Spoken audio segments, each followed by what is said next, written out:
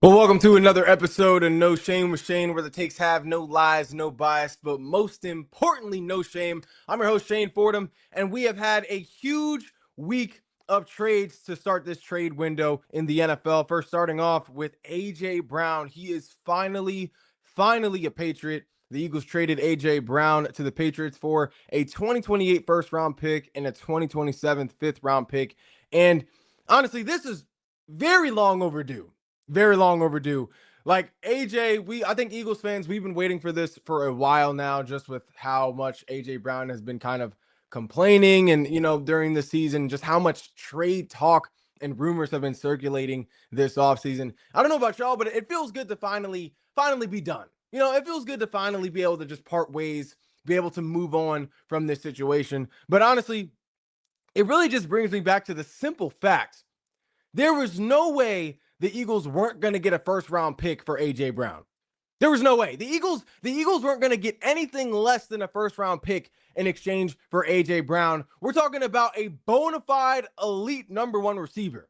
Like if Jalen Waddle is worth a first round pick, AJ Brown is worth a first round pick. We honestly should have gotten maybe a little more of a haul in terms of draft capital for AJ Brown. And when you look at what Jalen Waddle got, a first round pick, I believe he got a third and a fifth round pick as well in exchange for Jalen Waddle. When you look at the haul that Jalen Waddle was worth, there's no way AJ Brown was going to be worth anything less than a first round pick. Now, it would have been nice if the first round pick was for the 2027 draft as opposed to the 2028 draft, but I'll still take a first round pick. There was no way AJ Brown was going for anything less than a first round pick. People were trying to tell me in the comments, y'all were trying to tell me, AJ Brown is only going to go for a second rounder, third rounder, who's only worth a second or a third rounder. Like, bro, we're talking about a Super Bowl champion. We're talking about a proven, bona fide, elite number one receiver in the NFL, a bona fide deep threat in the NFL, arguably the most talented receiver in today's NFL.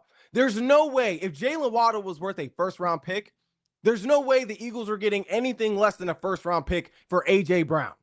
There's no way. So A.J. Brown was definitely going to be worth a first round pick regardless. But honestly, looking at this trade, looking at this A.J. Brown New England Patriots trade, this is honestly the best situation for A.J. Brown according to what he wants. Like, according to his wants and needs, his individual wants and needs, this is the best situation for him. Like, there's no way A.J. Brown is not going for 1,500 yards on the season. A.J. Brown is going for 1,500 yards on the season. Like, looking at this A.J. Brown to New England Patriots trade, this is the best situation for A.J. Brown according to what he wants, which is production. According to what A.J. Brown wants, this is the best situation for him because he's going for 1,500 yards on the season. He's going for 1,500 yards in the season. He has everything he needs in New England to make that happen. He has the right quarterback in Drake May who can air it out. He has the right coaching in Josh McDaniel and Mike Vrabel. He has the right surrounding weapons to kind of prevent AJ from seeing too many double teams in Romeo Doubs, Kayshon Boutte. You look at the run game, Travion Henderson, Ramondre Stevenson. And then he's also now the focus of the offense, something that he has never really been at any point in his career. He is the sole focus of this offense. So he's at least going to get 150 targets at the very least. The last time he had 150 targets to maybe just under 150 targets, and he had two back-to-back 1,400 to 1,500 yard seasons. That was the 2022 season with the Eagles and then the 2023 season with the Eagles. When he had within that range of 150 targets, A.J. Brown put up 1,400 yards and 1,500 yards back-to-back. So there's no way with those amount of targets, there's no way A.J. Brown isn't going to put up 1,500 yards in the season at the very least. So this is the best situation for A.J. Brown that he has really been in his entire career. Best situation for him. But honestly, A.J. Brown to the Patriots, it means the Patriots also win the AFC East. The Patriots are winning the division. The Patriots with A.J. Brown, hands down, have the best roster out of any other team in that division. I don't want to hear anything about the Bills. I don't want to hear anything about the Bills. The Bills are not winning the AFC East now that the Patriots have A.J. Brown. The Bills don't have a better roster than the Patriots. They're like the Bills have no defense whatsoever. The Patriots, at the very least, have a top 10 to top 8 defense in the NFL going into this season. The Patriots have better coaching than the Bills going into this season. Like, DJ Moore to the Bills does not make the Bills a better offense, a more explosive offense than the Patriots. DJ Moore is not that big of a needle mover. AJ Brown to the Patriots means that the Patriots are winning that division, means the Patriots are winning the AFC East. The AFC East definitely belongs to the Patriots going into this 2026 season for sure. The Patriots are winning that division for sure. And don't even bring up the Dolphins or the Jets. the Dolphins, they're basically rebuilding. And the Jets, while they made some pretty big splash draft picks on the offense during this past draft, they're still the Jets at the end of the day. Geno Smith is their quarterback at the end of the day. Like, this is a team that needs to prove it before we can just give them leeway in this argument in terms of winning the division. The Patriots are winning the AFC East 1000%. But honestly, something else that I think this trade shows me, something else that this AJ Brown to the Patriots trade shows me, is that AJ Brown definitely cares more about production than winning. He cares more about production and winning at this point in his career. Like, when AJ, like, and I don't want to hear anything else, honestly, because when AJ Brown, like, honestly, this AJ Brown to the Patriots trade, it shows me that AJ Brown cares more about production than winning. At this point in his career, that's his focus. Like, he cares more about production than winning. And honestly, I can't believe anything else. Like, AJ Brown in his first press conference with the Patriots, he was asked what would make him happy in this offense, what type of role would make him happy, would make him feel fulfilled. And he responded, well, I just want to keep my head down. I just want to work hard, help do whatever I can to help this team win. I can't believe that. I can't believe that because, bro, if AJ Brown really just cared about winning and not production, he'd be an Eagle. Like, let's be real. If AJ Brown cared more about winning than production, he would still be an Eagle. He wouldn't have been complaining last season. He wouldn't have been doing all of that talking. He wouldn't have been reading books on the sideline. He wouldn't have been he wouldn't have been giving piss poor effort on his routes. He wouldn't have been giving piss poor effort on run blocks. Like, AJ Brown would have had an entirely different season last year if he cared more about winning than production. The Eagles probably would have had an entirely different season last year if he cared more about winning than production. But, like, honestly, like, and that's not necessarily a knock on AJ, him caring more about production than winning, because honestly, production is probably the one thing he's missing right now. Like, you look at AJ, he has the Super Bowl, he has the All Pros, the Pro Bowl selections, he has the proven talent and skill, like the game tape. The one thing he's missing is production. Like, he hasn't had, Justin Jefferson level production yet. He hasn't had Jamar Chase level production yet. He hasn't had JSN level production yet. He hasn't had Puka Nacua level production yet. So honestly, production is the one thing AJ is missing in terms of his legacy, his career. But the simple fact is, AJ cares more about production than winning right now. That's just a fact. That's just a fact. Like, at this point in his career, that's what AJ cares more about. And that's not necessarily a knock, but it's just the truth.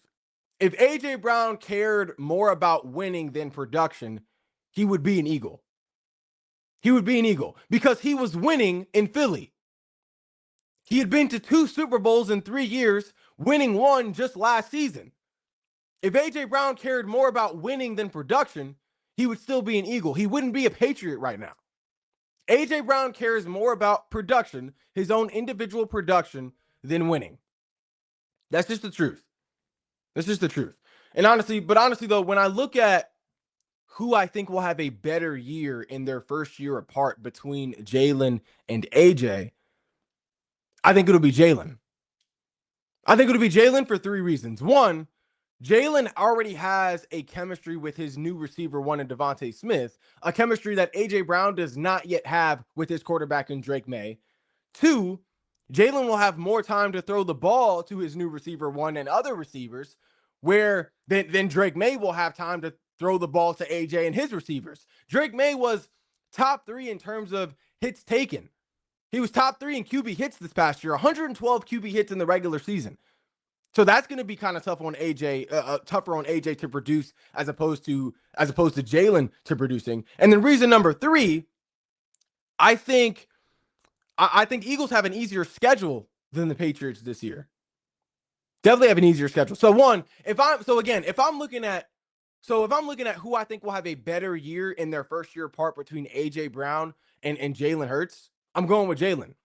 Jalen is going to have a better year than AJ in their first year apart for three reasons in my opinion. One, I think Jalen Hurts already has a chemistry with his new receiver one in Devontae Smith that AJ Brown does not have in his new quarterback yet in Drake May.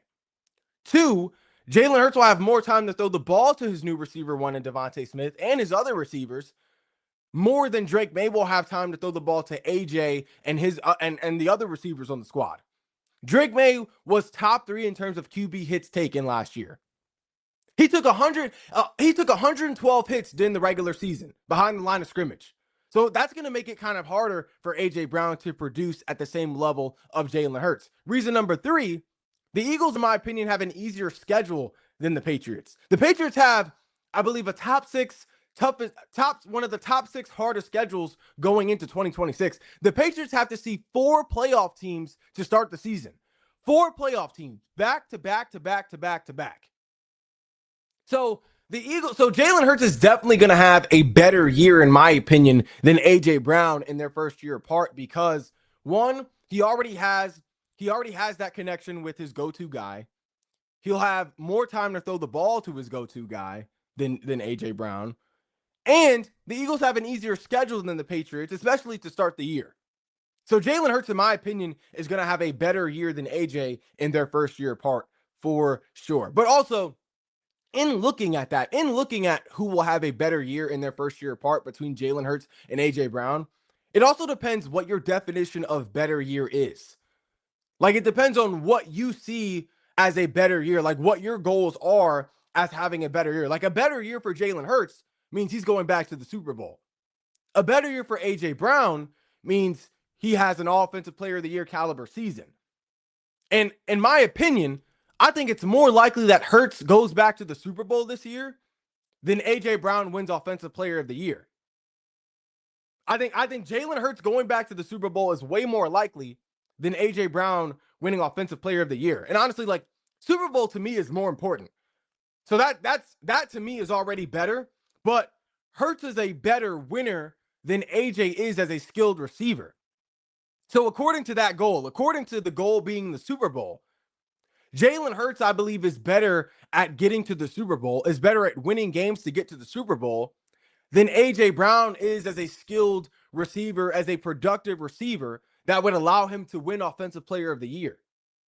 So according to that mindset, according to that definition, to my definition of a better year, I think Jalen Hurts has the better year in 2026 than AJ Brown because I think it is more likely that Jalen Hurts will get back to the Super Bowl before AJ Brown wins offensive player of the year. For sure.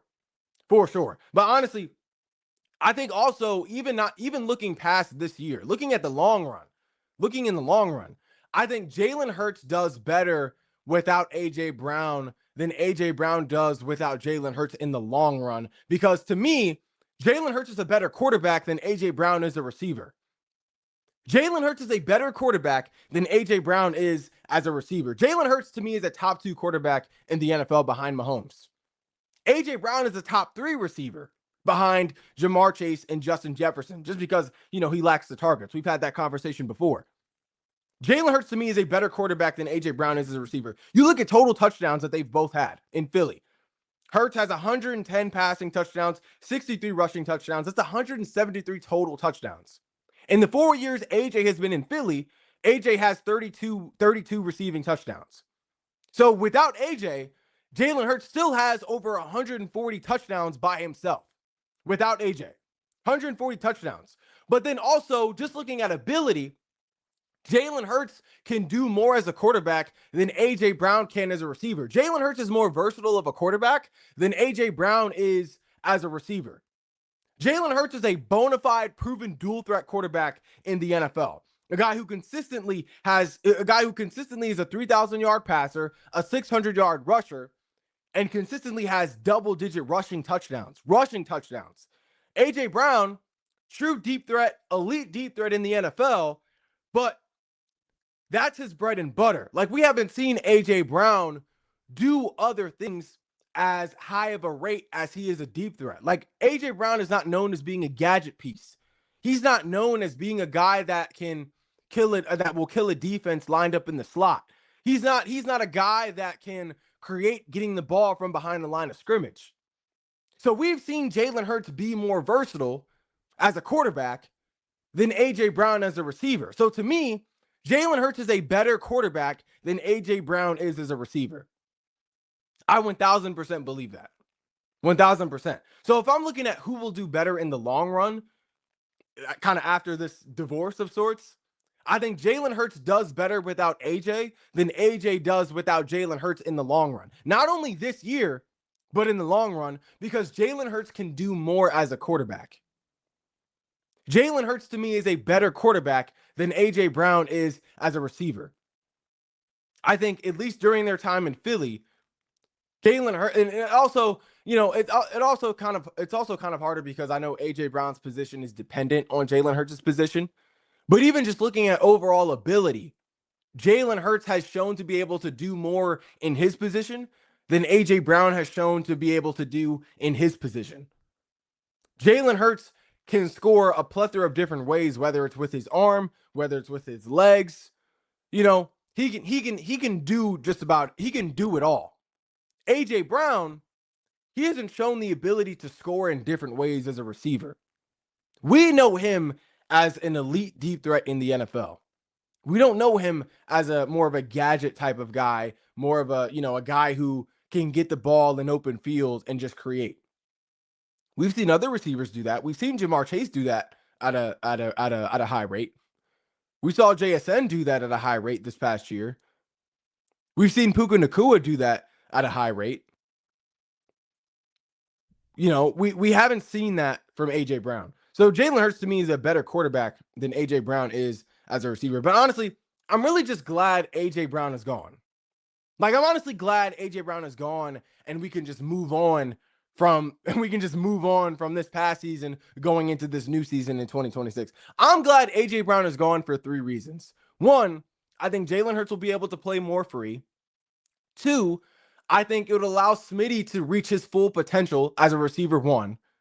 And 3, I think it focuses the team.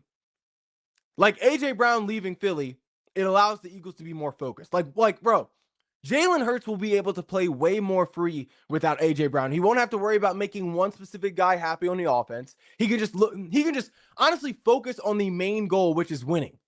Play his game, focus on the main goal, and achieve that main goal without having to hear a bunch of back and forth back talk from his number 1 receiver. I think Devontae Smith will finally be able to outgrow the shadow of AJ Brown. Because honestly, I think Devontae Smith is a receiver that has a higher ceiling than AJ Brown because of his versatility. Like, he can do what AJ Brown has been able to do, but also do more. Like Devontae Smith can not only be a deep threat, but he can also be more of a gadget type of receiver. A guy that can get a guy that can line up in the slot, be as equally as effective. A guy who can get the ball behind the line of scrimmage and still create because of his speed, his vision, his ball carrying ability, his Heisman level production ability. But then it also just focuses the team as well. Like, the Eagles have no more distractions in the locker room now that AJ Brown is a Patriot. So honestly, I'm just really glad AJ Brown is gone, because now this team can move forward in a healthy fashion, which benefits multiple different areas of the squad, multiple different areas in the success and momentum of this squad. So I'm honestly just glad AJ Brown is gone.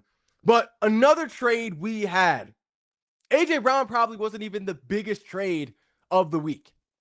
Arguably the biggest trade of the week, something that really wasn't expected at all, was Myles Garrett to the freaking Rams. The Rams received Myles Garrett in exchange for Jared Verse, a 2027 first round pick, a 2026 second round pick, and a 2029 third round pick to the Browns. Myles Garrett is officially a Ram. Bro, this is, as an Eagles fan, this is wildly concerning. Like, one of the most talented rosters in the NFL just got an upgrade. Just got an upgrade. Like, this is honestly just insane. But like, Myles Garrett to the Rams, it's a great trade for both sides. It's a great trade for both sides. One, Browns get to reset. And then two, Myles actually gets to compete for a ring. Myles gets to compete for a ring. Like, the Browns were not going to win with Myles Garrett. They just weren't. Like, they didn't have the pieces on offense to match what Myles Garrett and the defense was giving them. Like, they didn't have, like, the offense couldn't match the production that they were getting from the defense. And so there was no way the Browns were going to win with Myles Garrett. The Browns had to trade Myles Garrett because obviously Myles Garrett was their most valuable piece. The most valuable piece, the piece that they could get the most assets in exchange for. So now with what they've gotten in exchange for Myles Garrett, they can use towards reinforcing that offense, making that offense more of a competitive unit. Like, they could still use another sort of more threatening receiver on offense. They could still use more beef, more reinforcements to that offensive line. You know, those are like those are two key pieces right there. So the Browns were like, this was a good trade for both parties, for both sides. Both parties, both sides. But honestly, excuse me, the Browns were honestly wasting Myles Garrett's career. The Browns are wasting Myles Garrett's career. Like, we're talking about a guy who, when it's all said and done, will go down as a top 5 defensive lineman of all time, will go down as a top 3 edge rusher of all time. Like, that guy finally gets a Super Bowl window to compete for. He finally has a Super Bowl window. And honestly, if Myles Garrett wins a Super Bowl, that's the only thing he needs to really solidify himself at this point. Because Myles Garrett has everything else. Like, we're talking about a guy that has 2 Defensive Player of the Year awards. He's a 7-time Pro Bowler, multiple All-Pro selections, 125 career sacks. He has a single-season sack record now. You add a Super Bowl to that mix, Myles Garrett is solidified. Myles Garrett, after winning a Super Bowl that year, whether it's this year or whether it's next year, he needs to be considered a top 5 pass rusher of all time.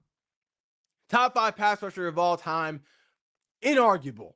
That's the only thing he needs. You give that guy a Super Bowl you add a Super Bowl to that resume, Myles Garrett's legacy is solidified, regardless of what he does after. But honestly, that's why this is such the perfect fit for MG, bro. Perfect fit. Like, Myles Garrett and the Rams are honestly a match made in heaven. Myles Garrett and the Rams are a match made in heaven. Like, one, the Rams regain a game record on defense, something they haven't had since Aaron Donald retired. A guy who can just take over the game from the defensive side of the ball. MG gets a Super Bowl opportunity. Like, this guy's consistently put up Hall of Fame numbers in Cleveland. Now he's joining a team that just won a Super Bowl recently, that is consistently in the playoffs, and that has a front office that is aggressive and committed to winning. Then, this team also has a coach that knows how to maximize superstars. Sean McVay knows how to get the most out of his guys. You look at Aaron Donald. You look at Matt Stafford. You look at Cooper Kupp, Puka Nacua. Even if you want to go older, Jalen Ramsey, that last Super Bowl team, Jalen Ramsey, Von Miller, OBJ. Sean McVay knows how to maximize his big names, how to maximize his superstars. But then, MG will also see less double teams on the Rams than what he has ever seen at any point in his career because of the talent that is on the D-line. But then, you also have both parties that are in win-now mode. Both parties are in win-now mode. So honestly, MG and the Rams are honestly a match made in heaven. They're a match made in heaven because, one, for a few reasons. One, the Rams regain a true game record on defense, something they haven't had since Aaron Donald retired. MG gets his Super Bowl window after consistently putting up Hall of Fame numbers in Cleveland. He gets to join a team that just won a Super Bowl recently, has a aggressive, competitive front office that is committed to winning, and they're consistently in the playoffs. Then you also have a head coach in Sean McVay who knows how to maximize his big names, how to maximize his stars, like Aaron Donald, like Matt Stafford, like Cooper Kupp, like Puka Nacua, like Jalen Ramsey, like Von Miller, like OBJ. Then MG being on the Rams, he'll also see the least amount of double teams that he has had to see in his career because of the other talent that's on that D line, like Byron Young, Kobe Turner, Braden Fisk. But then also, you look at MG and the Rams, both sides are in win now mode. The Rams obviously in win now mode with Matt Stafford, who is most likely in his last year in the NFL.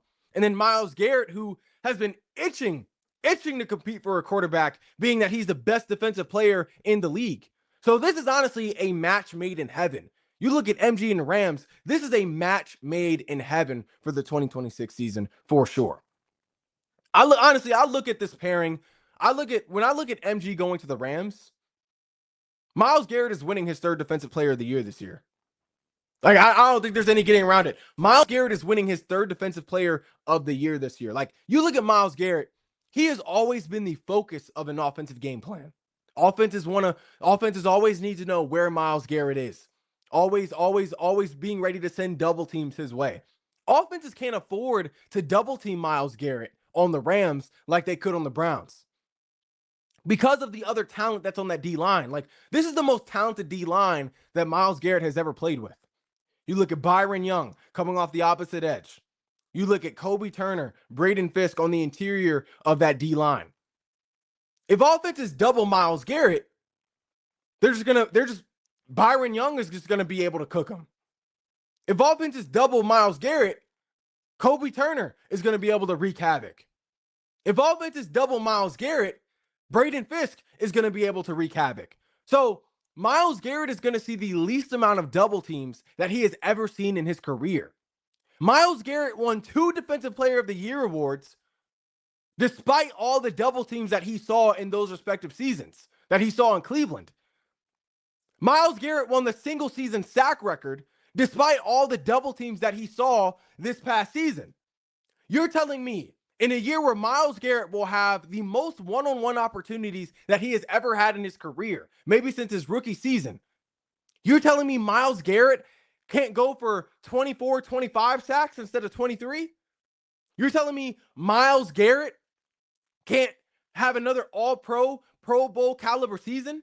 You're telling me Myles Garrett can't win another Defensive Player of the Year award in easier circumstances than when he won the last 2?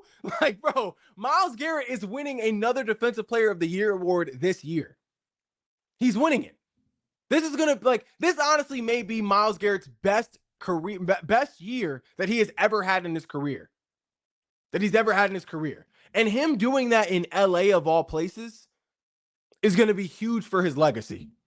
It's going to be huge in his legacy. Because if Myles Garrett has this type of year, if he has a Defensive Player of the Year caliber year, if he breaks his own single season sack record, the Rams are most likely going to be in the Super Bowl. And if Myles Garrett not only has that type of year in LA, but also wins a Super Bowl in LA, that does numbers for his career. That does numbers for his legacy as a whole. But honestly, looking at the Rams defense with Myles Garrett, bro, looking at the Rams defense with Myles Garrett and this Eagles defense right now with Jonathan Grenard and Tariq Woolen, these defenses are still close. Like, I don't think the Rams are head and shoulders a better defense than the Eagles just because they got Myles Garrett. It's close, but the Rams aren't head and shoulders better than this Eagles defense with Myles Garrett. It's close. I would say they're at the same level, but they're not better. Let's not forget, this Eagles defense still has multiple Pro Bowlers and all pros on that side of the ball. Jalen Carter, who is a top 3 defensive tackle in the NFL. Jordan Davis, who could be approaching that territory this season. Zach Bond, who just a season ago was a defensive player of the year caliber guy. Jahad Campbell, who could have been a defensive rookie of the year, who was a defensive rookie of the year candidate before he sat out for Nakobe Dean. 2 all-pro DBs in that secondary, in Quinion Mitchell and Cooper DeJean. Another Pro Bowl DB in Tariq Woolen. This is a super talented defense as well. So I don't think that this Rams defense is head and shoulders better than the Eagles defense, but it's close. But that's all we got for today's edition of No Shame with Shane. We will keep you posted, keep you tuned in on all of the other trades that we'll see, this summer leading up to training camp. But that's all we got for today's edition of No Shame with Shane. If you haven't already, be sure to like, follow, and subscribe to all of our social media platforms, and I'll be back later on with more shameless takes.